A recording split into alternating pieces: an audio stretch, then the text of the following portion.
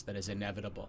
So, like, how do you compare a baseball or a softball state championship to a tennis state championship, or an individual state championship? Is not a team, but a sport like a cross-country state championship that is viewed kind of as a individual cumulative team sport. So, like, you look at an East Lyme state championship and how does that compare to a Killingly football, who didn't win a state championship? It's like, I'm looking forward to seeing kind of like how the viewers look at that, because it's definitely challenging. People ask me, like, who's the team of the, well, let's use like this past fall. Who's the team of the fall? Is it the state championship team, or is it, I think people are going to jump to Killingly, right? Even though they lost in the state championship, they're going to jump to Killingly. But you had a state championship team in cross country, right? Yeah. So are you gonna ask best of voters to show their work like we do? See, that's the anonymous cast nominations. Your vote, and then here is the 500-character text entry where you need to state your case. Inevitably, though, what's going to happen is we're going to get, like, the Putnam JV team is going to get a nomination because someone out there, because you can nominate whoever you want, So, team of the year, the Clark Lane Middle School 8th grade champions. Yeah, we'll get that. There you go. All right, what did we learn this week? All right, so let me start with no matter. I had this debate with Troy McKelvin on Thursday night, and it was having my debate with him that really kind of gelled this for me in understanding the following.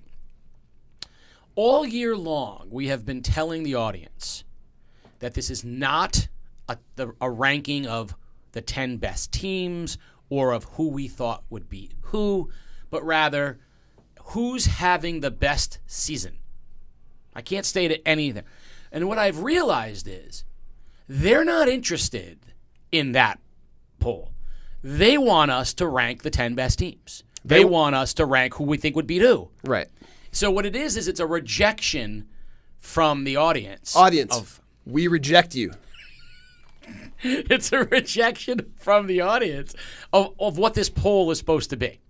It is, and no matter how many times I say, it is not who we think would beat who or who the best teams are. That it is basically what this top 10 is, the answering of the question, who is having the best season?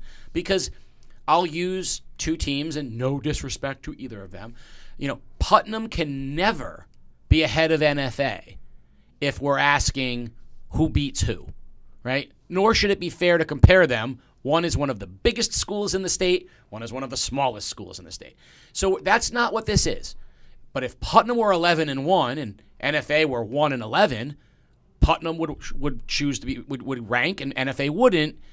But people at home would still go, NFA's better than Putnam. That's not what this is. So I'm going to say this one last time. This is about who's having the best season. So I turned away. I apologize. I turned away from the magic crystal ball. I mean, it's so murky, I can't see anything, including anything on a screen. I can't see myself either. So, I can talk to you live. Can we fix that so that I can see myself? I was trying to hint at it, but I'm not on the screen. So, okay. I turned away from it, and I decided to do what everyone out there loves the most. What's the thing people love the most, Peter? Math. Oh, God. Who doesn't love math? And if you're not a math person and you can't keep up with this, I apologize. But I went out and I made a formula. So we spent a good hour last week talking about all of the problems with the CIAC's formula. Yes. And you decided that your takeaway from that conversation is we need more math in high school sports. Yes. We need my math. So this is what I did. I'm going to explain it once. I went and I said, you're going to get 6 points for a win.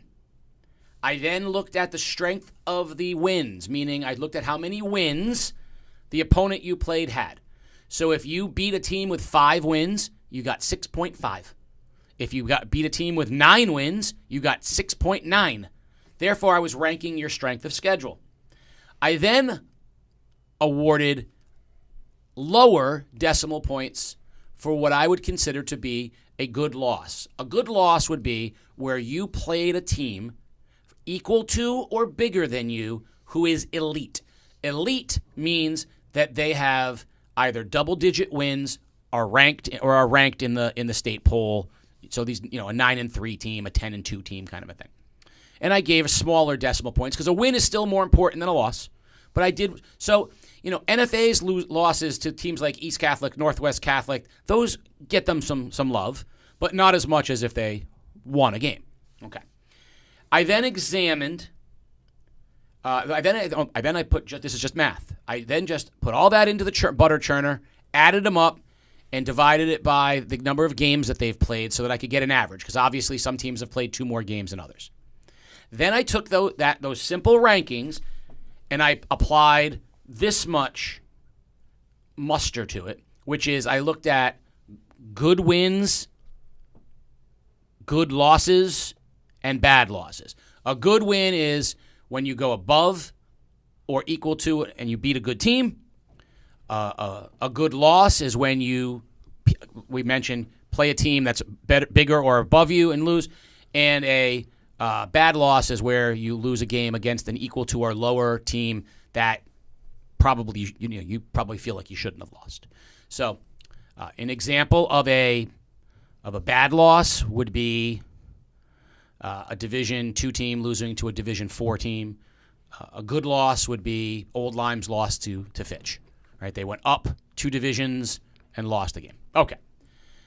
So I did not create an algorithm or a formula. Math. But in casting my vote, the thing that I look at, similar to you, good wins, bad loses. And I'm having a little trouble with the definition of a bad loss. So if you lose to a team from a lower division who has a good several games over 500 record, is that a good loss or a bad loss? Anytime you lose to someone in a division lower than you, it is almost always a bad loss if they're 2 divisions. If it's 1 division in any direction, I don't think much of it. So this is what I was trying to figure out. So if you are a 9-4 team in Division 3 and you lose to a 9-4 team from Division 4, I don't consider that to be a bad loss. Not a bad loss. No, okay. that's because the other part is I got done criticizing the CIAC. These divisions are theirs. So I may not consider. I think I already said I don't think Grasso Tech belongs in Division 3. I can't really put too much faith into it. But the best example of this is Division 4 Old Lyme going up 2 divisions to play Fitch. That's a good loss. Okay. If Fitch had lost that game to Old Lyme and it was super competitive, in theory, I could have counted it as a bad loss, but I wouldn't have because I would see that Old Lyme's 12-0. So, I mean, there is a little bit of subjective opinion in it, but in terms of what is a good or isn't a good. All right, so before we hear it from the chat, get to the rankings already. Yep. So I want to be clear. This is the math. This is not my opinion. My opinion is not in this. This is solely the math. Coming in at number 10, Woodstock Academy. But they beat Fitch! They beat Fitch!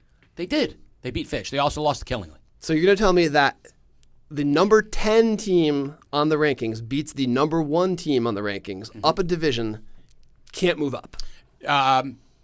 If you phrase it that way, yes. But I'll phrase it this way. The number 10 team lost to Killingly, which bumped them out of the poll, and then beat Fitch, which put them back in the poll. Okay. So they're at 10. And they're at 10 only by virtue of the math. This isn't my opinion. They have the 10th rated point per game output of my algorithm. You're okay with this? Yes, I'm wondering if the people in the comments are repeating you or think that it's an original thought to say, but they beat Fitch!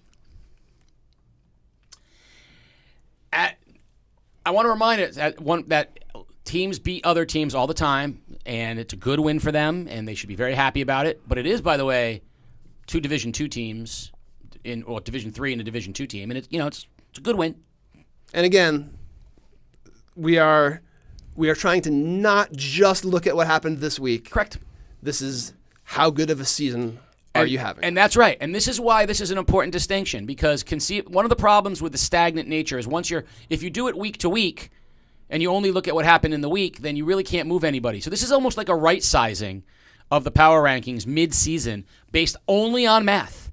Only on math.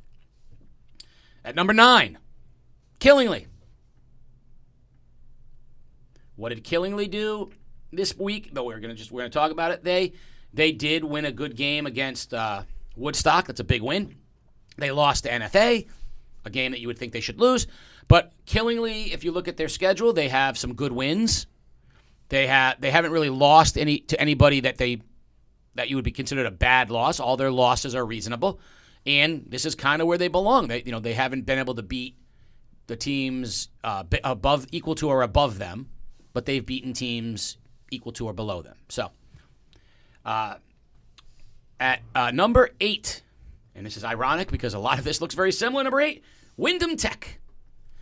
Windham Tech, by the math, could come in at number 7. 7 and 8 were right with each other.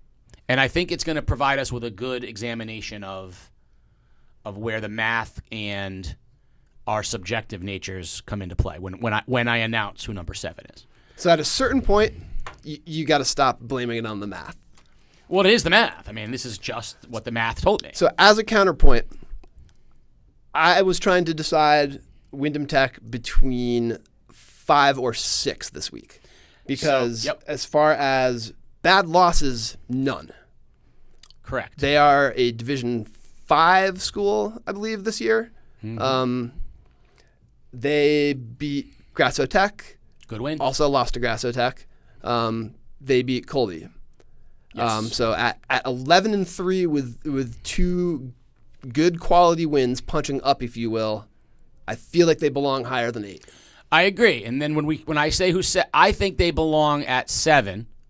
The math, you'll see where we get into the debate at the team that comes in at number 7 versus the team that comes in at number 8. But my last thought on Windham Tech is they have a chance to continue to get higher because they don't have any more games on the schedule that aren't winnable for them. And ultimately, wins is what it's all about. I know we can argue strength of schedule and not to go across sports, but the Patriots are in the Super Bowl. And at some point, we have to stop blaming strength of schedule and just say, if you keep beating the teams in front of you, you're beating the teams in front of you. So, number 7, NFA. Now, last week in the subjective, my opinion poll, they were 6. They went 2-1 this week, losing to Fitch, a game I think everyone thought they were, would be kind of a measuring stick for them. Good win over Griswold, good win over Killingly. The math, that's an interesting right? They're 7-6. They've lost to 4 teams ranked in the top 10 in Connecticut. And Fitch, if you consider Fitch to be deserving of that, they've lost basically to all top 10 teams. But does 7-6, if I said who's having the better season, Windham Tech is 11-3, and NFA is 7-6. And I think it's not just those numbers. So it's easy to say the team with the better record. I think NFA is the perfect example of the team that is having a median season. They are beating exactly who you would expect them to beat. Yes. They are losing to teams that are better than them. So I don't think I would argue that Windham Tech at the very least ought to be above NFA. I would agree with you. I would agree with you that my brain would tell me that. I'm going off the math. My brain says that if NFA had beaten either New London or Fitch, and by the way, NFA New London Wednesday gives NFA their first opportunity at what we would call a good win. Because there's one thing about losing to good teams out of conference, when you lose to East Catholic and when you lose to Northwest Catholic. It's another thing to lose to good teams in conference. So, you lose the argument a little bit when you lose to NFA. When your NFA, you lose to New London, you lose to Fitch. So I almost feel like, yeah, those are all good losses. But to your point, they're all losses that make it difficult for you to say anything that it's anything above a median season. So, number 6, 0-2 this week, Griswold Wolverines. I think if you asked Coach Molesky, he would say this was a very disappointing week. Because I think going into the Grasso NFA games, he felt really, really good about where his team was. Now, if you step back objectively and just go, hey, they lost to a really good Grasso Tech team on the road, and they lost to a big school like NFA on the road, that's not that happens. I think it's more about the way they went about it. He was not happy with the first 3.5 quarters of their performance against Grasso, and then they had some lackluster moments against NFA. So I think this is about where they belong, but this is also taking into consideration like their losses are they don't have a bad loss either, because Grasso's not a bad loss, NFA's not a bad loss, Old Lyme's not a bad loss, Stonington's a good win, right? They have, New London's not a bad loss. So Griswold doesn't have any bad losses either. I think what this shows us is that the expectations we had for them were probably higher than your typical ECC Division III team. Yeah, I agree. All right, so we're halfway through the countdown, Peter, and the math is pretty spot on right now. No. You have said, with the exception of NFA being a little too high and Wyndham Tech being a little too low, that you have no issues with any of these. So I have issues with 40% of what you've entered so far. So you do not have you're agreeing with the majority of what I have to say. I'm going to say Griswold is also too high, so now I'm agreeing with 40% of... You think Griswold's too high? I do think Griswold's too high. So you think, based on this, that like Wyndham Tech should be 6, yes, and Griswold should be 7, and NFA should be 8? Or something like that? Yes. I might consider dropping NFA even lower, honestly, just because they're kind of that median team. Woodstock's got a good win. Colby's got a good win. I don't see anything on NFA's schedule that is them punching up and winning a better result than we would expect from them. NFA has done exactly what we would have expected from them, I think. So then now it's time to tell the audience the truth. I've misled you. I didn't think you'd listen if I told you the absolute truth. It's not what the math said. The math had NFA 10th. And the math had Wyndham Tech 6th. But like you, I reject the math. I reject the facts. I reject science. I institute my own truth. And I didn't think you were ready for the truth. I didn't think you were ready to have the mask pulled off, the veil dropped. But the math had NFA 10, and the math had Wyndham Tech 6. But I promise, 5 up is dead on to the math. I promise no swerves. I've given you my only swerve. So, Peter, if I had NFA 10... I wouldn't argue with it. And Wyndham Tech 6... I wouldn't argue with it. Griswold would have been 7, Killingly would have been 8. Woodstock would have been 9, and NFA would have been 10. That's what the math really said. So these top 5, 100% the math. I'm going to pause for 5 seconds. Is there anything in the chat worth noting at this point? No. Okay. Absolutely not. All right. At number 5, right where they were last week, the Stonington Bears. So now I'm going to say this about the Bears. We watched them live on game day Saturday in what was probably their most impressive performance of the year against Ledyard. That team can be scary in stretches. Elijah Cornell is everything as advertised. Sean Durham didn't hit the rim in like 8 shots. Brady O'Neill could be a 20-point scorer if he wasn't the point guard and ball distributor. Like, they're scary good at times. That being said, they lost in overtime to Griswold. They're going to have their rematch with Griswold this week, tomorrow, I believe. And that will be their opportunity to kind of avenge that. But Stonington is they're a lot of fun to watch. Yeah, they are. I had a little bit of trouble figuring out with Stonington because the win over East Lyme divisionally is punching up. East Lyme is is struggling this season, and that game was close. So I would have thought, based on Stonington's performance so far this season, that would have been an easy win for them. It was not. It was a very close win. So similar to NFA, I don't really have a good win, bad loss in either column for Stonington. Yeah. But they're 11-3. Right. So I will say that there are wins are wins, no matter how many points they're by, because you can't, as we've seen, you don't know what happens in the fourth quarter of a lot of these games. A lot of these 15-point leads become 3-point wins, and vice versa. But what I will say is that win over East Lyme was worth 6 points, 0.1, because East Lyme's only got one win, versus their win over Ledyard was worth 6.7 because Ledyard has 7 wins. So it was a definitive bit better. The win over Ledyard was bigger than the win over East Lyme. Okay. Biggest jumper of the week coming in at number 4, per the math, by the way, Grasso Tech. Obviously, big win for them. And can I just say, by the way, and this one's all personal, no math. This is all me. It's hard not to like Tim Strong. He's a good guy. He loves basketball. He's supportive of the kids in game day. But this is also a guy who has been taking a lot of shots for a lot of different reasons in his coaching. I'm just really happy. They seem like they're a very happy group. The people at Grasso Tech were very nice. Coach Strong was very appreciative. The kids were very appreciative. They just seem like they have a nice group there. I'm just very happy for Coach Strong that he's getting to experience, because the previous 2 times on game day, it didn't go as well. I'm just really glad that they had a successful game day appearance. Did someone from Grasso Tech send you some fan mail? Did they deliver a pizza to you or something? Directly to the table. So again, this is you being bought off.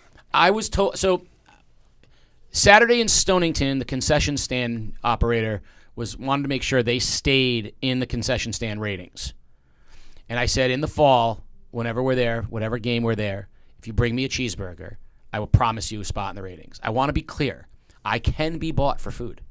Is this a surprise to anyone? The O in O'Neill might also stand for Ozempic. I'm just saying. Grasso's, Tim Strong specifically. I am genuinely happy for him. He's someone who I think deserves a little bit of success. I'm glad he's getting some right now. All right, so I need to interrupt here and warn you that with all of this math, you are falling victim to one of the classic blunders. The most famous of which... Never engage in a land war in Asia? Yes, but a lesser-known one is don't try to use math to make decisions about games that can be won and lost. And so as we try to figure out this top 3... Yep. You're getting rid of the crystal ball this week. Yes. So instead of the crystal ball, I have for you. Oh. We have some crystal goblets, and this is an illustration of me trying to figure out who is number 1, because Fitch lost this week, so clearly I cannot choose the cup in front of me. But Fitch beat Old Lyme. So clearly I cannot choose the cup in front of you. You're stalling. New London, 3 losses, including 1 to Fitch. So clearly I cannot choose the cup in front of me. How do we figure this out? Well, first of all... And the answer is not build up an immunity to the poison. I was going to say, first of all, never go in against a Sicilian when death is on the line. So good thing Mike DeMora was not here. That's correct. Of these 3, one of these 3 is not like the others. Let me stipulate, if you were to cut this vein, mayonnaise would come out. But if you were to cut this vein, it would bleed green and gold. I'm a whaler. There's no argument to be made for them to be anywhere but 3 in this particular countdown. And the math says they belong at 3. And here's why. They have... Their wins are all, looking at it now, their wins are all, because they're in Division One. Like even the win over Hill House, that's a good Division II team. That's an 8-5 Division II team. And if you look at Hill House's losses, they've lost to all the Division I teams, the good Division I teams. So it's kind of a win you're supposed to have.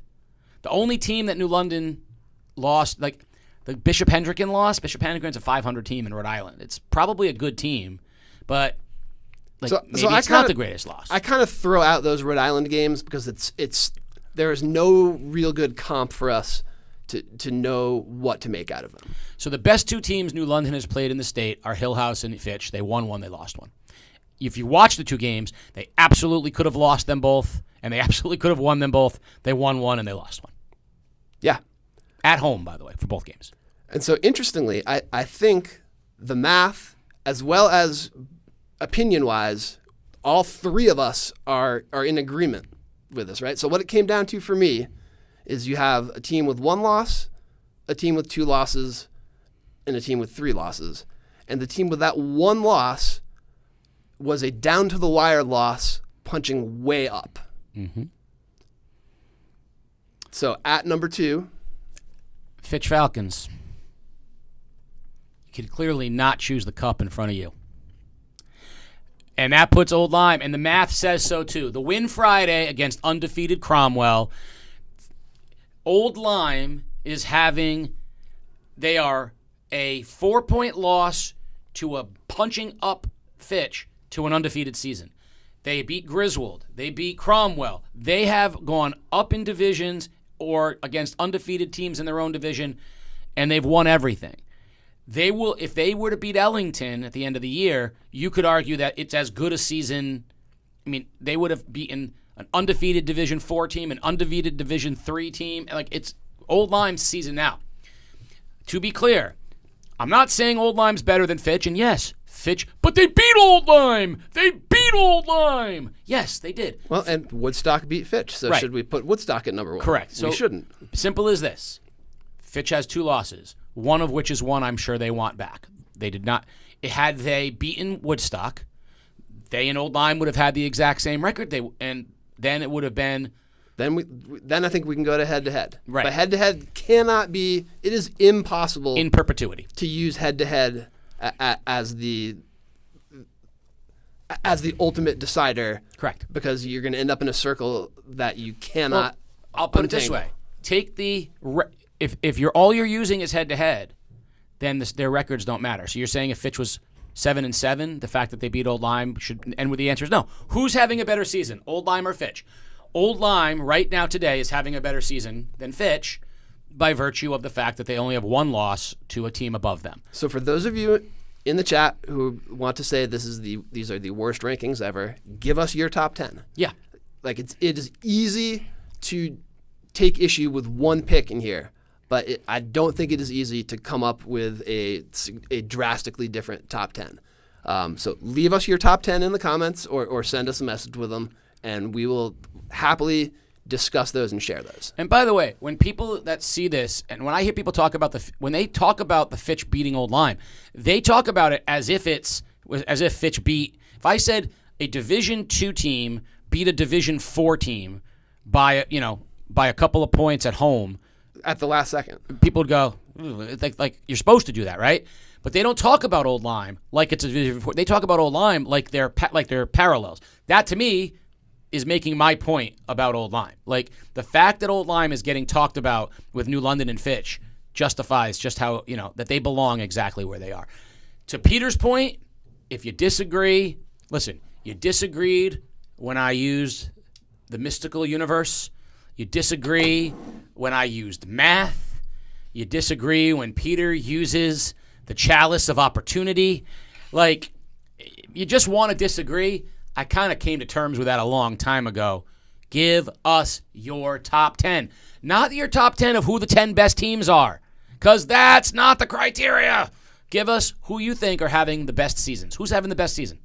I'll make it easy on you. Just give us your top 3. Who you think the 3 teams having the best year are. I'm not going to accept that. I want a top 10. So Peter wants 70% more than I do, but that's okay. This week, games of note. New London, NFA, New London, Woodstock, Griswold, Stonington, Grasso Killingly. Grasso Tech, Killingly. So a lot more of the stuff going on. Also, before I sign off, you guys are full of your opinions, right? theday.com/best of. The best of the best. Reader's Choice Awards, a function of the day. Nominations are open now. So you can go. Game Day has a group. You can nominate who the best team, the best coach, and the best player, male and female, in each of the last 3 seasons. Last spring, this fall, this winter. Go. theday.com/best of. You can go and nominate those people. So you can this is your chance for your opinions to be heard, who the best teams, players, and coaches are. Go there and nominate. You can do it every single day, and that way your voices can be heard on who the best of the best is.